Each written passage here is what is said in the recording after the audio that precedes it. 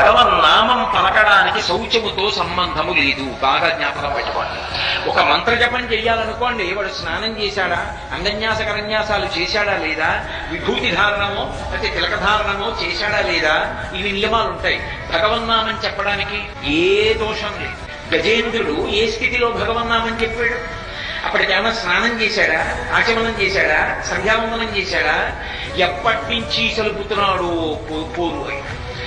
అలయక సొలయక వేసట నొలయక కది మకదితోడ ఉద్దంటత రాత్రులు సంఖ్యలు దివసంబులు సలిపెన్ పోరొక్క 1000 సంవత్సరములు అన్నారు భాగవతంలో. అప్పటికి 1000 ఏళ్ల నుంచి పోరాటం చేస్తున్నాడు. ఇక ప్రాణం పోతోందన్నప్పుడు భగవంతుణ్ణి పిలిచాడు. ఆ భగవంతుణ్ణి పిలిచినప్పుడు ఒక పేరు పెట్టి కూడా పిలవలేదు, భగవద్ గుణ సంకీర్తనం చేశాడు. ఆ పిలిచినప్పుడు ఒక్క పేరు లేదు, గుణ సంకీర్తనం చేశాడు. నామాలు పిలిచేటప్పటికీ భగవంతుడు పరుగు పరుగునొచ్చాడా లేదా?